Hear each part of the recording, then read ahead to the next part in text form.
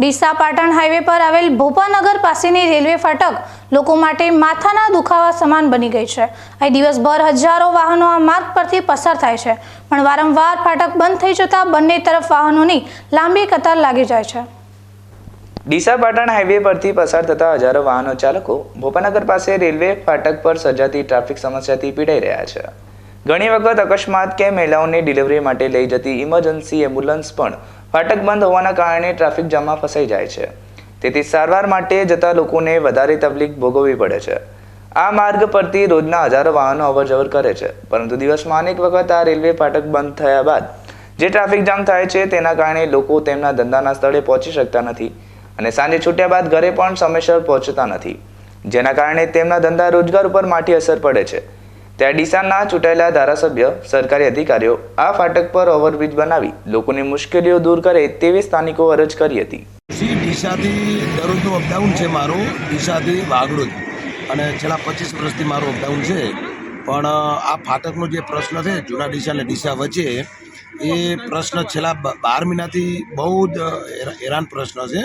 અને કહેવાનો મતલબ એમ કે 12 મહિના પહેલાં થોડો ઓછો પ્રશ્ન હતો, આ 12 મહિનાથી એ પ્રશ્ન એટલો ગંભીર છે કે અમે જતા અને આવતા મને એવું નથી લાગતું 12 મહિનાથી કે કોઈ દિવસ મને ફાટક ના નડ્યું હોય।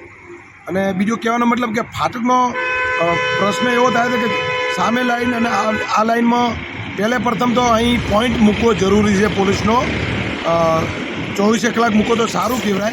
અને કોઈને બે પસાર કરવામાં જતાં પસાર કરતાં 3 વખત બંધ થાય છે। આજનો પ્રશ્ન મને 3 વખત બંધ થયું।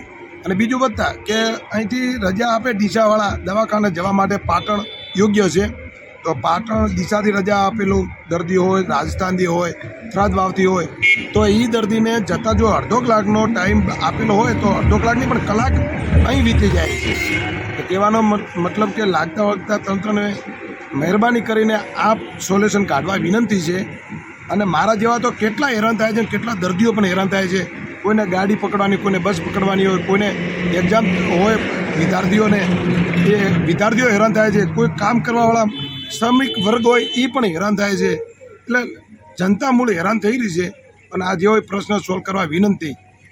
છેલ્લા 12 મહિનાથી બહુ હેરાન થઈ જઈએ છે, એટલે કરો તો સારું કહેવાય। એનું કારણ કે પછી જનતા કોઈ લડત ઉપર ઉતરશે, કરવું પડે એના કરતાં પહેલો કરે તો સારું છે। ડીસાથી રોજ અપડાઉન કોઈટા કરું છું, ફાટકનો પ્રશ્નનો હલ થતો નથી અને હેરાનગતિ થાય છે પબ્લિકની, અને ટ્રાફિક એટલું જમે છે, અને આટલેથી મળી ગંગાવાળાથી ઠેઠ ભોપાનગર સુધીનું ફૂલ જમે છે ટ્રાફિક, તો કોઈ એનો પ્રશ્નનું કોઈ વભળવાવાળું તૈયાર નહીં।